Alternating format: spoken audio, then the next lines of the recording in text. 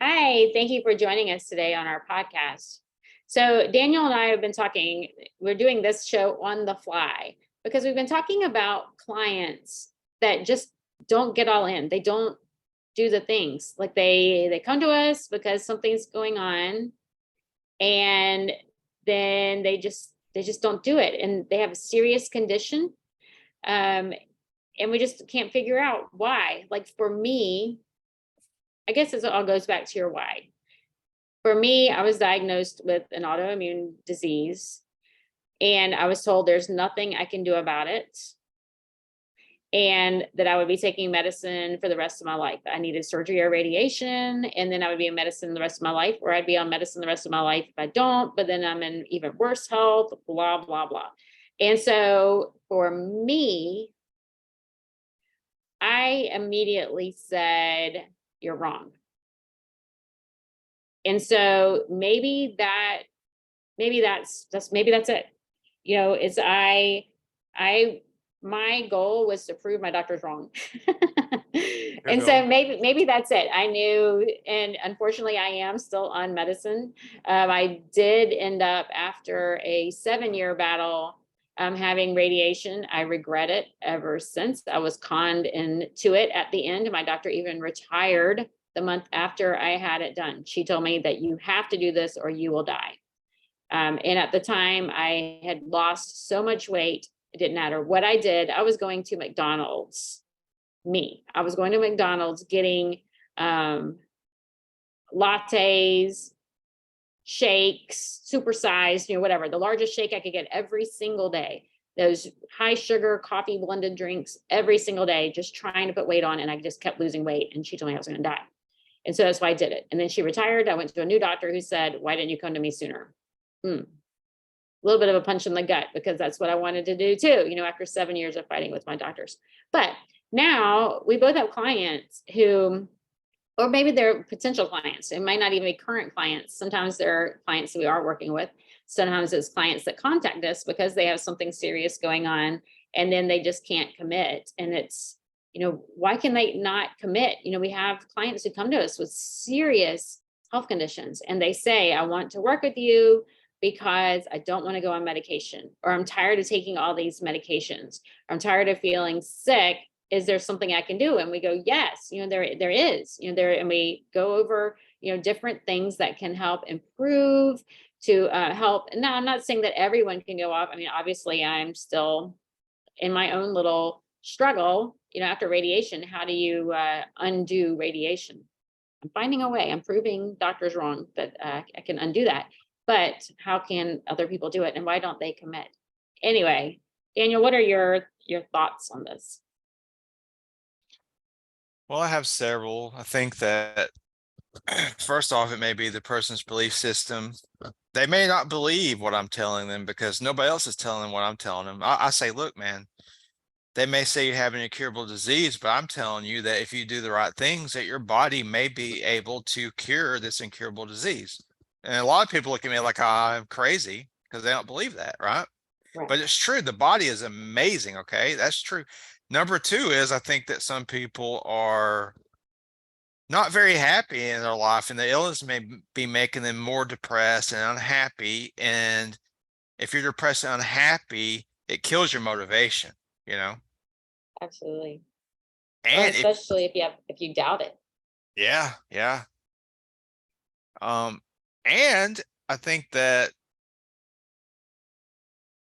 it's really important to have something in your life that you look forward to waking up for, like whether it's your children or a hobby you like to do or a hopeful something that you want to do in the future. You have to find something that you get excited about in life, you know? Right. Now, do you think that there are people who maybe they've always had something going on, and just having the story of always having something going on is what keeps them not from not getting better? Does that make any sense at all?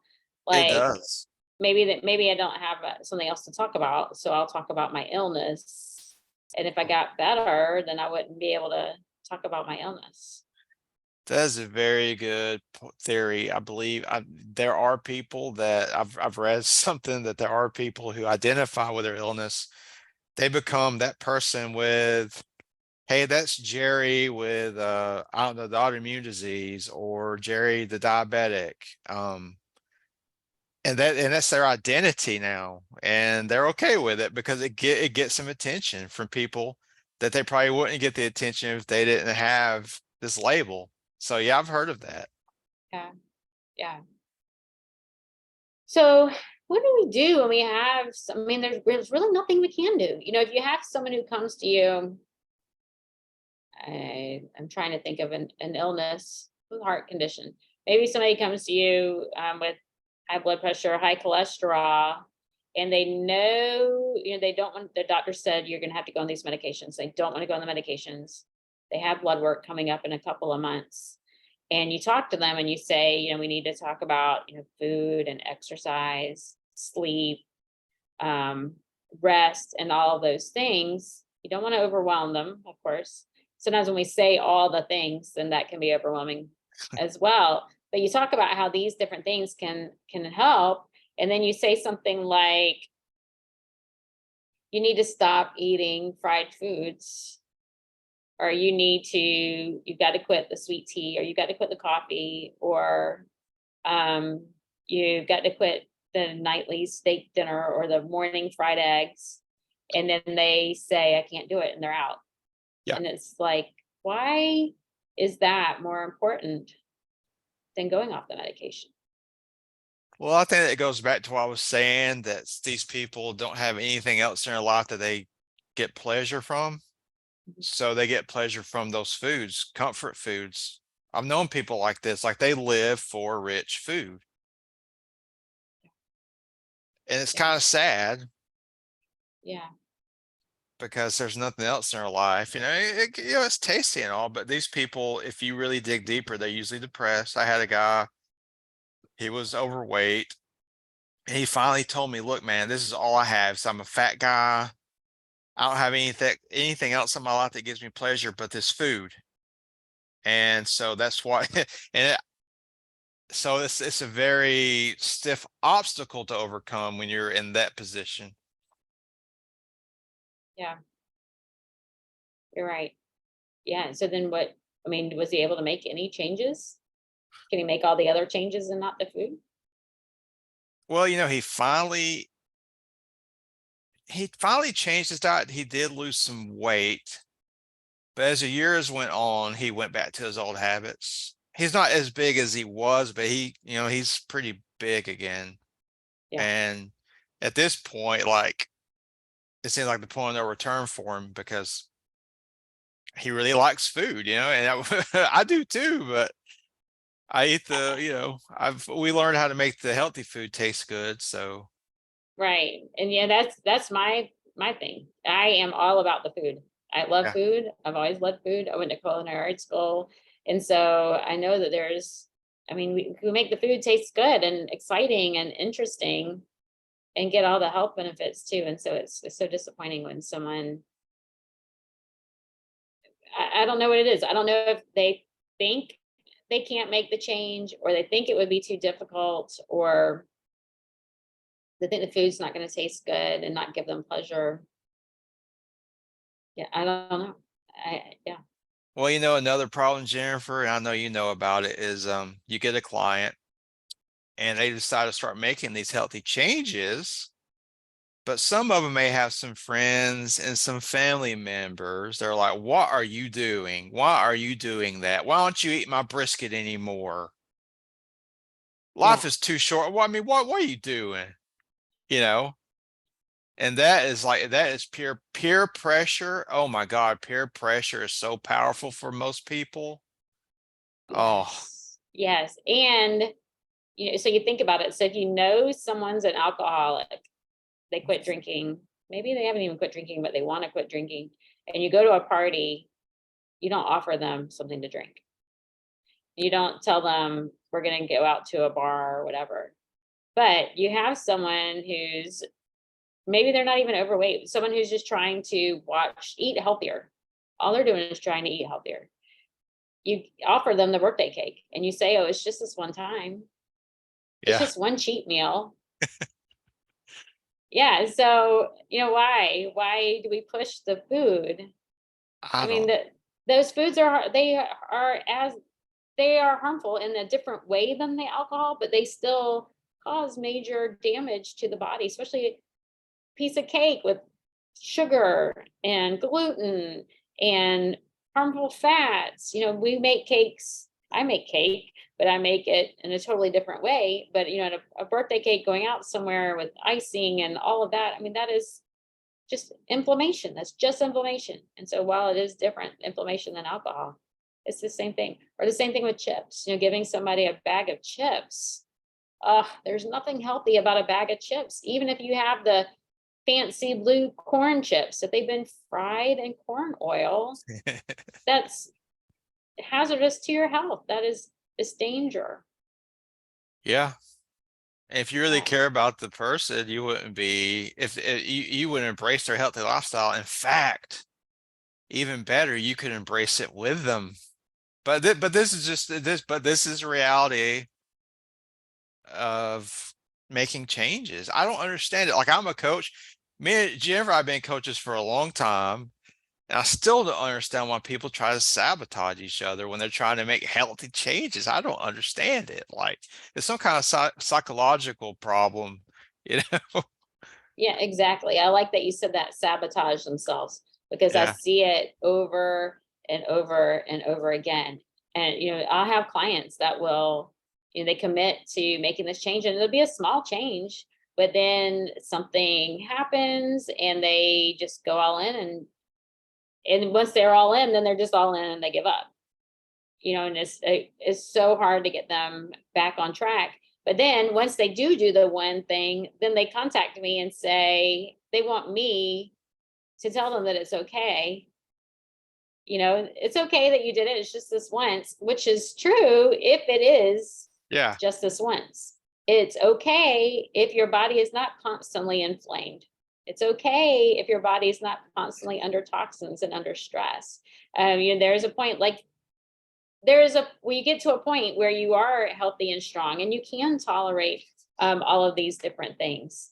Yeah. I could eat anything I want and my body could handle it if I did it once a year, you know, Yeah. but I also know, because I have an underlying autoimmune condition, I know for me, if I eat gluten or fried oils or something like that, yes, my body's going to detox it. I'm not going to feel bad tomorrow, but it is going to still trigger some sort of inflammation in my body. And there's a good chance that my autoimmune markers will go up too. And so I avoid those because I don't want I don't want to go to autoimmune flare.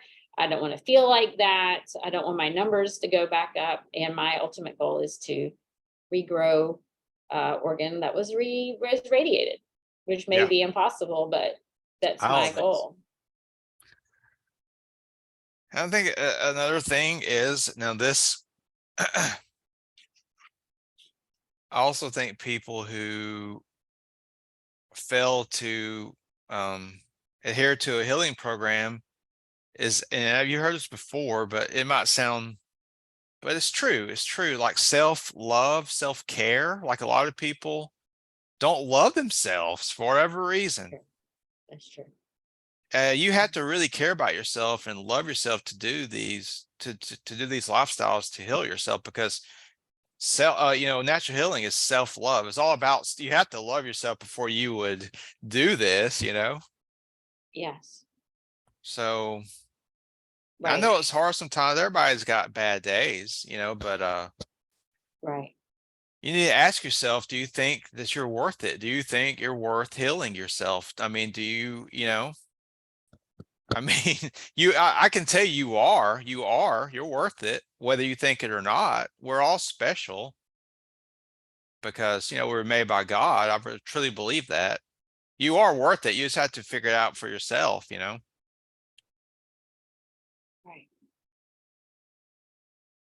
Right. It's just quite a struggle. It's a struggle to get people to figure out what's their why and get them to commit to themselves. It doesn't have to be my program. It doesn't have to be what I say. but you've got to make a change to get a change. You've got to make a change to get a change. So if Mhm. you don't want something, then you've got to change something. Now, I think I speak for both those, Jennifer. We would love to have some feedback on this one. Like, why do you think is a problem for you or somebody you know to get motivated? What are things, do you have any ideas to motivate people? Because, man, we need them. I mean, Yeah, we're on a mission. My mission is to save body parts. But we're on a mhm, mission to help people. We want them to see that there is hope. mhm. You can make changes. You can improve your health. It's entirely impossible. And when the doctor tells you there's nothing we can do, you're gonna be on this medication the rest of your life, or you've got to have this or that. So maybe there is, maybe there is an emergency where you do have to have a procedure. I'm definitely not going against your doctor's advice, but I'm also telling you to ask why. Ask why. And then look and see if there is an alternative. Is it an emergency situation? Or do you have time to look and see if there's alternatives? That's really good advice. Um, Thank you for joining us today. And we would, like Daniel said, we would love to hear your input on this topic. What motivates you? What do you see in yourself or other people? Are people sabotaging themselves? Are they failing to commit? Do they commit and then just fall off and give up? What are your thoughts on this topic? Thank you for joining us today.